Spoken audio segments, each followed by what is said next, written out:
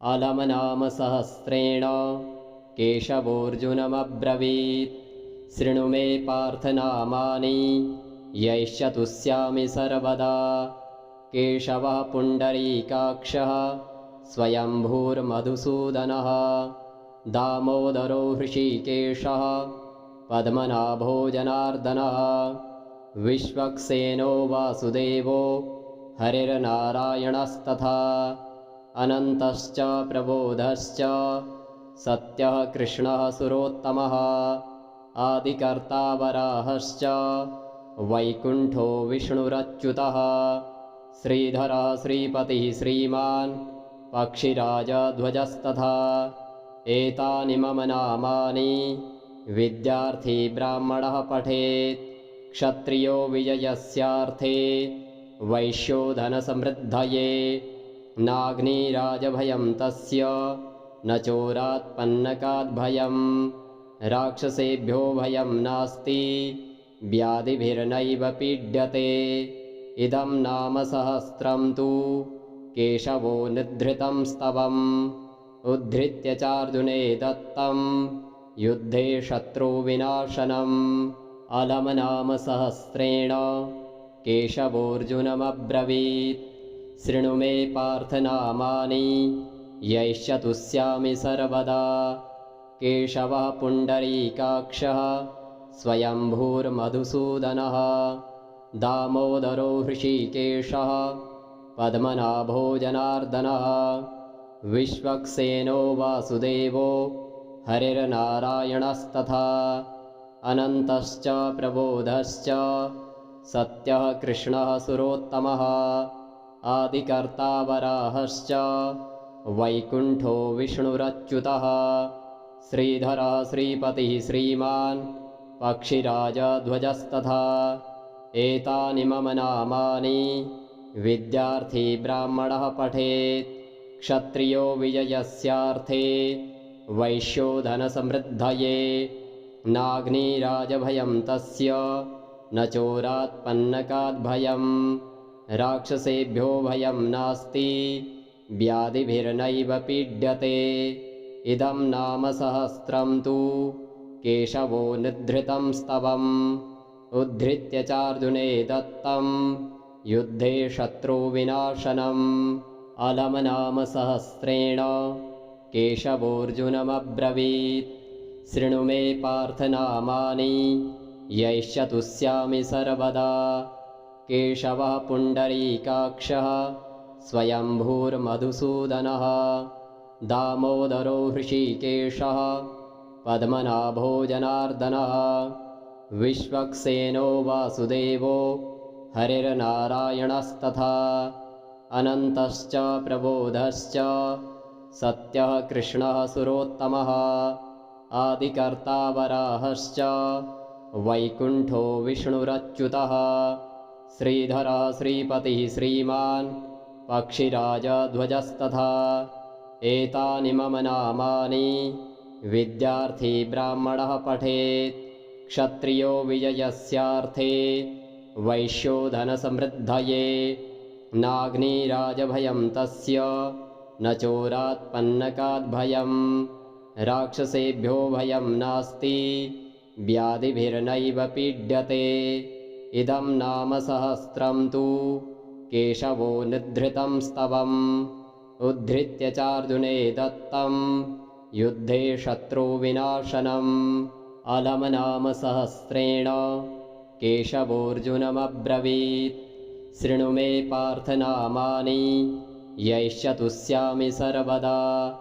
केशवः पुण्डरीकाक्षः स्वयंभूर्मधुसूदनः दामोदरो हृषीकेशः पद्मनाभो जनार्दनः विश्वक्सेनो वासुदेवो हरिर्नारायणस्तथा अनन्तश्च प्रबोधश्च सत्यः कृष्णः सुरोत्तमः आदिकर्ता वराहश्च वैकुण्ठो विष्णुरच्युतः श्रीधरः श्रीपतिः श्रीमान् पक्षिराजध्वजस्तथा एतानि मम नामानि विद्यार्थी ब्राह्मणः पठेत् क्षत्रियो विजयस्यार्थे वैश्योधनसमृद्धये नाग्निराजभयं तस्य न चोरात्पन्नकाद्भयं राक्षसेभ्यो भयं नास्ति व्याधिभिर्नैव पीड्यते।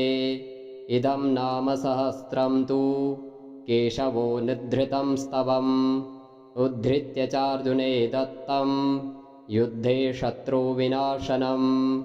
अलम् नाम सहस्रेण केशवोऽर्जुनमब्रवीत् शृणु मे पार्थ नामानि यैश्च तुष्यामि सर्वदा। केशवः पुण्डरीकाक्षः स्वयंभूर्मधुसूदनः दामोदरो हृषीकेशः पद्मनाभो जनार्दनः विश्वक्सेनो वासुदेवो हरिर्नारायणस्तथा अनन्तश्च प्रबोधश्च सत्यः कृष्णः सुरोत्तमः आदिकर्ता वराहश्च वैकुण्ठो विष्णुरच्युतः श्रीधरः श्रीपतिः श्रीमान् पक्षिराजध्वजस्तथा। एतानि मम नामानि विद्यार्थी ब्राह्मणः पठेत् क्षत्रियो विजयस्यार्थे वैश्यो धनसमृद्धये नाग्निराजभयं तस्य न चोरात्पन्नकाद्भयं राक्षसेभ्यो भयं नास्ति व्याधिभिर्नैव पीड्यते। इदं नाम सहस्रं तु केशवो निधृतं स्तवम् उद्धृत्य चार्जुने दत्तं युद्धे शत्रुविनाशनम्। अलम् नाम सहस्रेण केशवोऽर्जुनमब्रवीत् शृणु मे पार्थ नामानि यैश्च तुष्यामि सर्वदा। केशवः पुण्डरीकाक्षः स्वयंभूर्मधुसूदनः दामोदरो हृषीकेशः पद्मनाभो जनार्दनः विश्वक्सेनो वासुदेवो हरिर्नारायणस्तथा अनन्तश्च प्रबोधश्च सत्यः कृष्णः सुरोत्तमः आदिकर्ता वराहश्च वैकुण्ठो विष्णुरच्युतः श्रीधरः श्रीपतिः श्रीमान् पक्षिराजध्वजस्तथा। एतानि मम नामानि विद्यार्थी ब्राह्मणः पठेत् क्षत्रियो विजयस्यार्थे वैश्यो धनसमृद्धये नाग्निराजभयं तस्य न चोरात्पन्नकाद्भयं राक्षसेभ्यो भयं नास्ति व्याधिभिर्नैव पीड्यते। इदं नाम सहस्रं तु केशवो निधृतं स्तवम् उद्धृत्य चार्जुने दत्तं युद्धे शत्रुविनाशनम्। अलम् नाम सहस्रेण केशवोऽर्जुनमब्रवीत् शृणु मे पार्थ नामानि यैश्च तुष्यामि सर्वदा। केशवः पुण्डरीकाक्षः स्वयंभूर्मधुसूदनः दामोदरो हृषीकेशः पद्मनाभो जनार्दनः विश्वक्सेनो वासुदेवो हरिर्नारायणस्तथा अनन्तश्च प्रबोधश्च सत्यः कृष्णः सुरोत्तमः आदिकर्ता वराहश्च वैकुण्ठो विष्णुरच्युतः श्रीधरः श्रीपतिः श्रीमान् पक्षिराजध्वजस्तथा। एतानि मम नामानि विद्यार्थी ब्राह्मणः पठेत् क्षत्रियो विजयस्यार्थे वैश्यो धनसमृद्धये नाग्निराजभयं तस्य न चोरात्पन्नकाद्भयं राक्षसेभ्यो भयं नास्ति व्याधिभिर्नैव पीड्यते।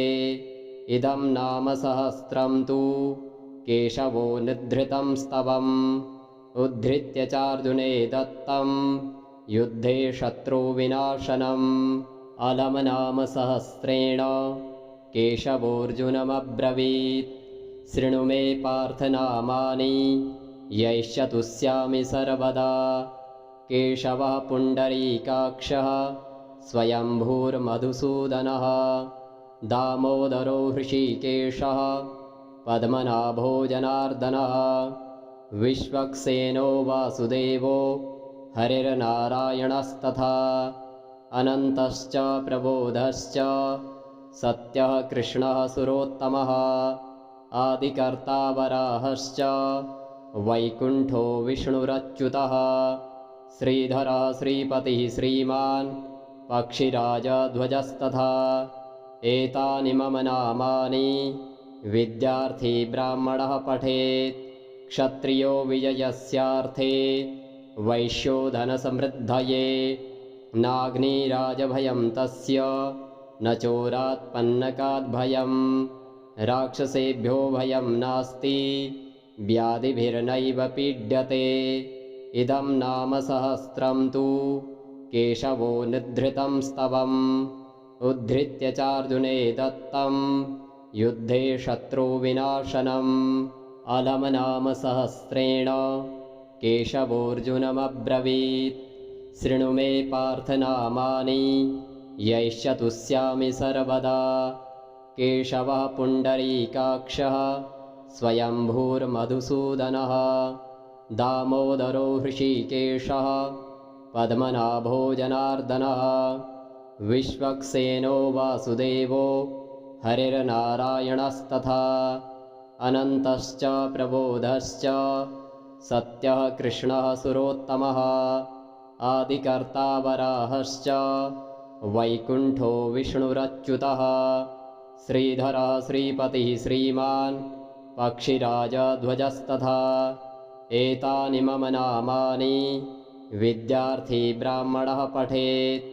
क्षत्रियो विजयस्यार्थे वैश्यो धनसमृद्धये नाग्निराजभयं तस्य न चोरात्पन्नकाद्भयं राक्षसेभ्यो भयं नास्ति व्याधिभिर्नैव पीड्यते इदं नाम सहस्रं तु केशवो निधृतं स्तवम् उद्धृत्य चार्जुने दत्तं युद्धे शत्रुविनाशनम् अलम नाम सहस्रेण केशवोऽर्जुनमब्रवीत् शृणु मे पार्थ नामानि यैश्च तुष्यामि सर्वदा केशवः पुण्डरीकाक्षः स्वयंभूर्मधुसूदनः दामोदरो हृषीकेशः पद्मनाभो जनार्दनः विश्वक्सेनो वासुदेवो हरिर्नारायणस्तथा अनन्तश्च प्रबोधश्च